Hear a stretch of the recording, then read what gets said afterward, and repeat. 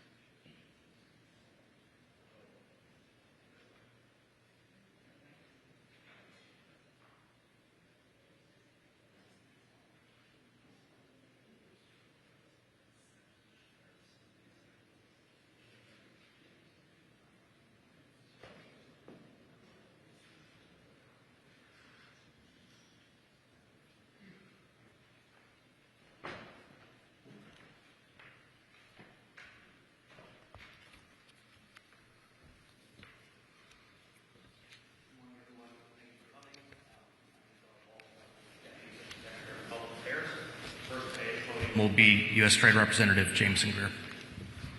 Thank you, everybody, for coming. And I want to express my appreciation to the staff here at the Treasury Department.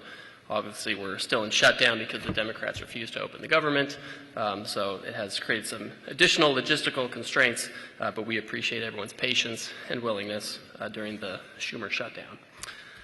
With respect to the matter at hand, last Wednesday evening, China announced a sweeping expansion of its export controls on rare earth elements and rare earth processing equipment, as well as technologies related to batteries, vehicles, industrial diamonds, and superhard materials. To be clear, this is not just about the United States. These actions, if implemented, would apply to the entire world. China's announcement is nothing more than a global supply chain power grab. While China has taken a number of retaliatory trade actions against the United States, Europe, Canada, Australia, and others in recent years, this move is not proportional retaliation. It is an exercise in economic coercion on every country in the world. At its core, China's new measures include a rule saying that any product of which more than 0.1% of minerals consist of minerals mined or processed in China, one must seek approval from the Chinese government before trading it. Since many important semiconductors, for example, have these critical minerals, and semiconductors are in nearly everything, this rule gives China control over basically the entire global economy and the technology supply chain. This will impact artificial intelligence systems and high-tech products, but even regular consumer items like cars, smartphones, and potentially even household appliances could be affected.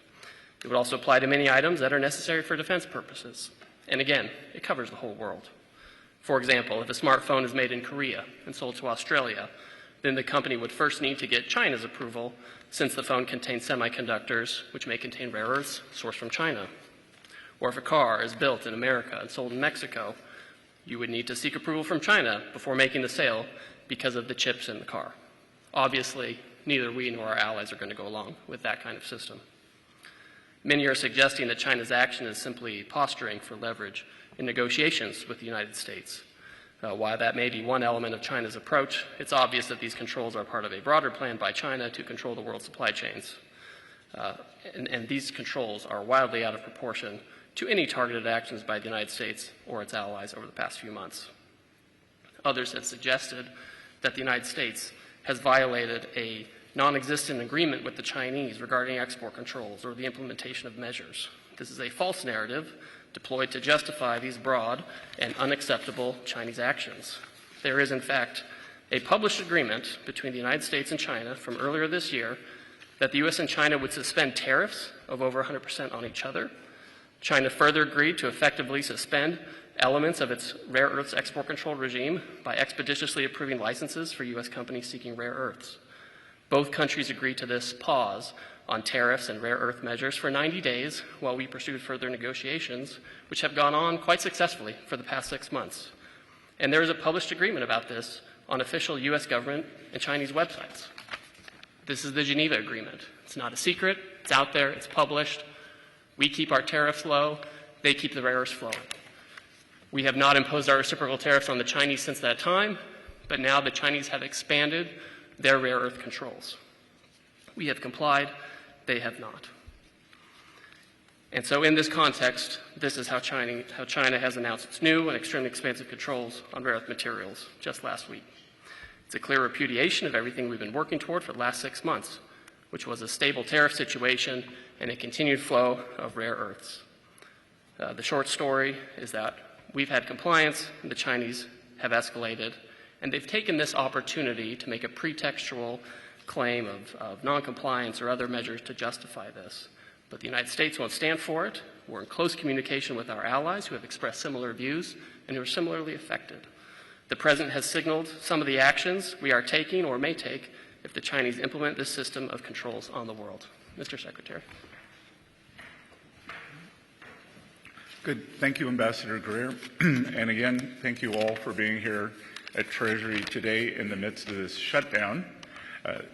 We call on the moderate Democrats in the Senate to be heroes. Be heroes. Break away from the hive of radicalism and do something for the American people, because we are starting to cut into muscle here. We believe that the shutdown may start costing the U.S. economy up to $15 billion a day, and this is a decision the Democrats are making.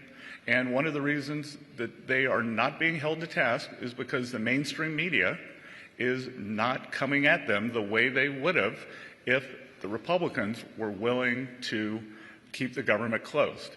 It is a very simple decision. Mike Johnson passed a clean CR. Leader Thune has the clean CR. 3 Democrats have voted for it, and right here, right now, I am calling for the moderate Democrats to be heroes, and reopen the government for the American people. So with that, I want to say thank you. Good morning to all of you. It's a shame we can't have more people here, but I believe that the Democrats will come to their senses soon. Maybe it's after this no kings thing, but no kings equal no paychecks. Before we start on Q&A, I'd like to make a few points on China. As the President said, we want to help China, not hurt it. If some in the Chinese government want to slow down the global economy through disappointing actions and through economic coercion, the Chinese economy will be hurt the most. And make no mistake, this is China versus the world. They have put these unacceptable export controls on the entire world. China is a command and control economy, and we and our allies will neither be commanded nor controlled. They are a state economy, and we are not going to let a group of bureaucrats in Beijing try to manage the global supply chains. As Ambassador Greer said, we had a document and an agreement in Geneva, and magnets were flowing quite well. Some U.S. auto companies have called us in the past week and said that there had been a slowdown in magnets. So when we asked the Chinese about this, they said, oh, it probably had something to do with the holiday. Had something to do with the holiday. So they can't be trusted with the global supply chain. Had something to do with the holiday. Moreover, this should be a clear sign to our allies that we must work together, and work together we will. There will be a series of meetings this week during World Bank IMF Week, and we are all aligned. Not only is China fueling Russia's war, but China's actions have once again demonstrated the risk of being dependent on them on rare earths, and for that matter, anything. If China wants to be an unreliable partner to the world, then the world will have to decouple. The world does not want to decouple. We want to de-risk. But signals like this are signs of decoupling, which we don't believe China wants. And again, we do not want to decouple. We should work together to de-risk and diversify our supply chains away from China as quickly as possible. China says that these rare earths are used in military materials and that they want to maintain peace in the world. Again, it is the purchase of Russian oil by China that fuels the Russian war machine. China buys 60% of Russian energy. They buy 90% of Iranian energy. So who is fueling the Russian war machine? We will be producing photos soon, supplied to us by the Ukrainian government, that shows Chinese parts comprise substantial amounts of Ukrainian drones. So President Trump is the leader of peace. We should work together to de-risk and diversify. China's highly provocative move comes after we've made significant efforts to de-escalate tensions. While there are substantial actions we could take, we'd rather not. I believe China is open to discussion, and I am optimistic that this can be de-escalated. Ultimately, we are confident in the strong relationship between President Trump and President Xi. We've had substantial communication with the Chinese over the past few days, and we believe that there will be more forthcoming this week. With that, we can now take your questions. Elliot? Great. Thank you. First question, Eamon Javers, CNBC. Thank you, Mr. Secretary. In your your CNBC interview just now, you name-checked a Chinese negotiator, Li Chenggong, I believe is how you pronounce his name, from the Ministry of Commerce, as somebody who's particularly difficult to deal with. Is it your sense that there's a split politically inside the Chinese negotiating team, or do you think you're dealing with sort of a strategic good cop, bad cop kind of a relationship on the other side of the table? It's very difficult to know. Perhaps the vice minister who showed up here with very incendiary language on August 28th has gone rogue. Perhaps he's gone rogue. So we don't know. But what we do know is, as Ambassador Greer said, any backfilling that the Chinese are trying to do in terms of narrative, this was well flagged. This individual was very disrespectful, and I'll tell you that we've had 4 rounds of talks, Geneva, London, Stockholm, and Madrid, and both sides approached them with great respect, and this individual did not. He showed up uninvited in Washington and said, quote, China will cause global chaos if the port shipping fees go through. So I don't believe that China wants to be an agent of chaos, and maybe they used to have the wolf warrior diplomats, so maybe he thinks he's a wolf warrior. We don't know.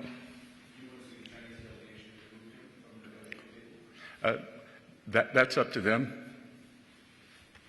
Thank you. Next question will go to Christine with NBC.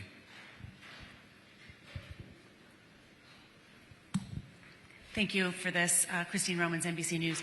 What do you need to see specifically from the Chinese to avoid putting more tariffs on Chinese goods, as the president threatened on Friday? And are the 2 leaders still expected to meet in the next few weeks? I will say that I believe, as of last time I saw President Trump, which was last night, he is still expecting to see Party Chair Xi in Korea, and I'll let Ambassador Greer answer the first part. And the expectation is that this regulatory system is not implemented by the Chinese. They haven't implemented yet. They've put out a notice about it. Similarly, we've signaled our intent to raise tariffs if their system goes into effect. Our documents doing a tariff raise and potentially taking other export controls, these are drafted or in draft, so this is quite real. But our expectation is that they won't implement this, and that we'll be able to be back to where we were a week ago, where we had the tariff levels we've agreed to, and we have the flow of rare earth magnets we agreed to. So much. Next question, we're going to go to Ed Lawrence with Fox. Thanks for taking the questions. So the Chinese have been pretty good at using this rare earth mineral trump card, for lack of a better term. So we're not talking about opening the Chinese market to U.S. trade. We're not talking about protecting intellectual property. Can there be a sustainable framework, a substantial framework with China? So there is room for a positive economic relationship with China. There certainly is. And we would much rather be talking about that than constantly be talking about rare earths. To paraphrase the Secretary in one of our recent meetings with the Chinese, this is the last time we want to be talking about rare earths with the Chinese. Fortunately, that is not the last time they want to be talking about it. The reality is there are a lot of areas where we can trade with the Chinese. Our trade is wildly imbalanced, so it needs to be more balanced. And there's a lot of, as the Secretary said, areas of risk. And so we need to be trading in areas that are low risk, that are low sensitivity. And there are a lot of areas where both the Chinese and us can frankly pick and choose sectors and goods that we should be trading, and services for that matter. And that's where these talks should be focused. Instead, we're constantly focused on the Chinese chokehold on the world of rare earths and rare earth materials. And there's an article in the paper today, a large Chinese fashion retailer just opened on Fifth Avenue in New York. It's a competitor to Zara and H&M. We welcome that. We would also like to see more U.S. retailers on the ground in China, but Costco and Walmart have very big operations there. So again, our goal is not to decouple, it's to de-risk. It seems that China's not phased by our. It seems that China's not phased by our tariffs. What levers then do we have left? I can guarantee you, when we were in Geneva, and the tariffs were 145%, they were phased. John Decker, Gray. Thank you, Mr. Secretary, Ambassador Greer. I really appreciate your taking the opportunity. I have a question for both of you about this upcoming case at the U.S. Supreme Court. It's an incredibly important case that could impact the constitutionality of the president's unilateral tariffs on America's trading partners. Really basic question for you, just to begin with. I have two questions for you. Why are the president's tariffs not taxes on imported goods? Well, that's easy, because tariffs are a surcharge, not a tax. They could be paid by the exporter. They could be paid by the country. When you go and get your driver's license, you pay a fee. Is that a tax? Is it a tax? I'm asking you the question, sir. And I just appreciate the answer to it. Thank you. And if we, well, I'm giving you an answer that maybe you don't like. The other thing is, this case, and Ambassador Jameson is a lawyer. I'm not. As am I. Thank you. I won't tell you the one thing I agreed with Lenin on.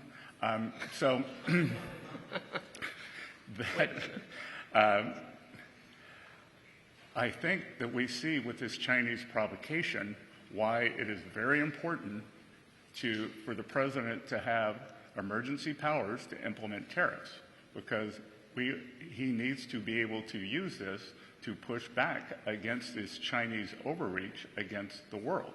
So if it was not clear to anyone on the court before last week that the president needs emergency powers to protect the American people and the American economy, then it should be abundantly clear now. My second question concerns that law that you just cited, that 1977 law. The question is about Brazil, the 50% tariffs on Brazil. Can you explain why they are being hit with 50% tariffs and why it falls under the umbrella of the International Emergency Economic Powers Act? Certainly. Happy to do that. Now, to be really specific about Brazil, there's actually two regimes at place right here. There's the reciprocal tariff rate of 10% on Brazil, which everyone in the world has, which we're trying to do to control the global trade deficit, which is a huge problem for us.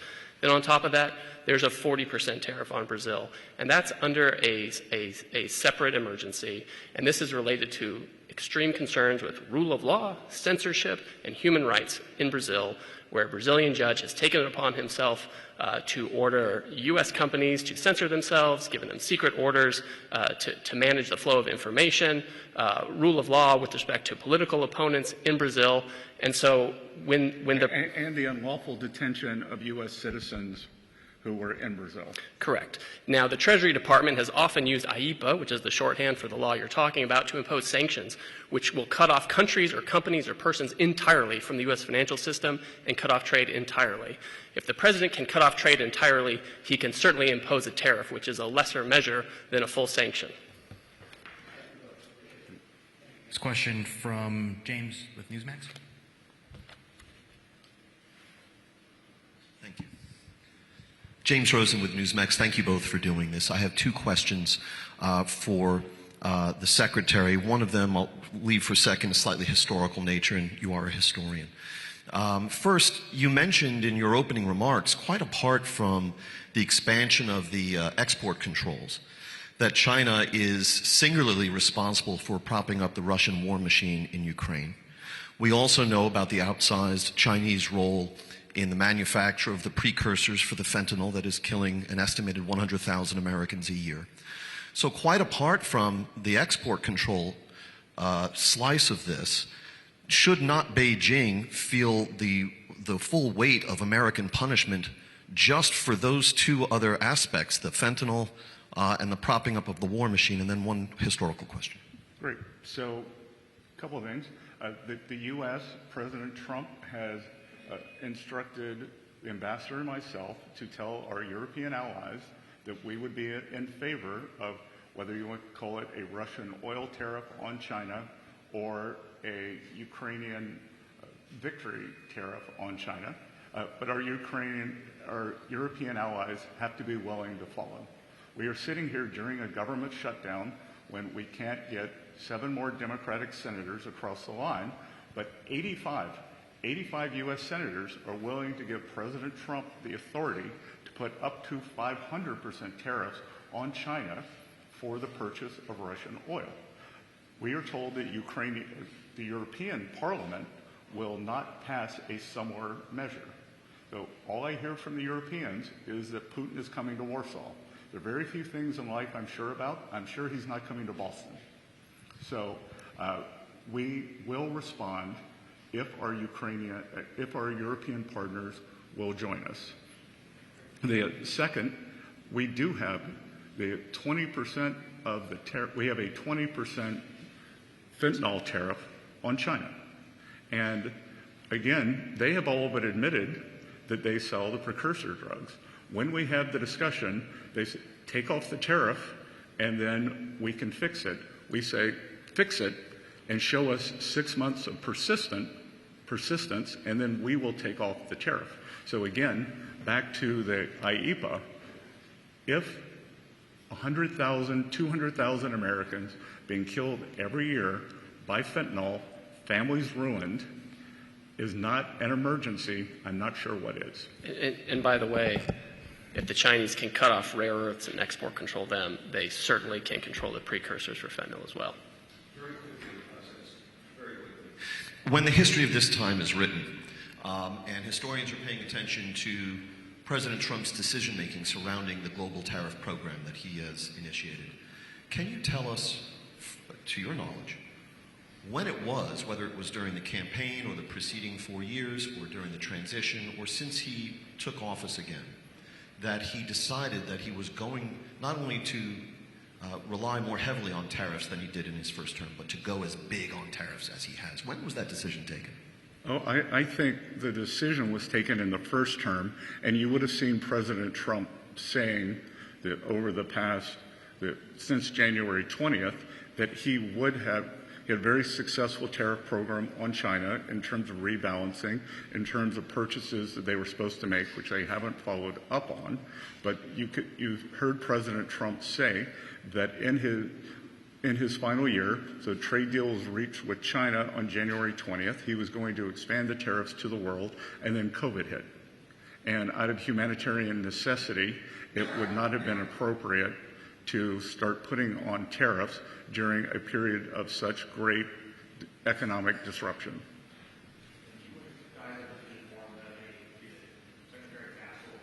Meeting immediately after this, so we have time for one question. I'm going to go to the print folks in the back.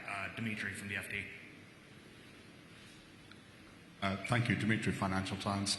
Ambassador Greer, I think you said that you don't expect China to implement the rare earths regime that it announced. Is that based on something that the Chinese said to you, or if not, what gives you that confidence? And then secondly, if the Chinese were to say we will delay implementation by, let's say, 6 months or 1 year, would that be enough for you to delay implementation or imposition of 100% tariffs and other countermeasures? Thank you. So the Chinese obviously will decide what they're going to do, right? That's not up to me. I'm just outlining our expectation for this program. Obviously at a minimum they have to delay it. Our expectation is that this never goes into effect, because you can't. When you look at what happened with the rare earth magnets, they had a similar program that they implemented, and that program, the result was that they couldn't implement it. They didn't have enough people to organize it. Separate and apart from it being just wrong entirely, they actually couldn't implement it, and it took months and months to get the flow of magnets to something that was barely tolerable, right? Now, take that program, which was trying to deal with thousands of license applications, and multiply it by 1,000. That's what we're talking about, because we're not just talking about the rare earths themselves, we're talking about many downstream products that contain those rare earths. Remember, 0.1%. If 0.1% of a product has a Chinese rare earth in it, it could be controlled by this. I mean, the scope and the scale is just unimaginable, and it cannot be implemented. And Dimitri, to follow up on that, right now we are currently in a 90-day roll on the tariffs. So is it possible that we could go to a longer roll in return for a delay? Perhaps. But all that's going to be negotiated in the coming weeks before the leaders meet in Korea. Thank you, everybody. With apologies again, they do have to get to another appointment right now. Thank you, Mr. Secretary. Thank you, Mr. Ambassador. Thank you. Thank you all.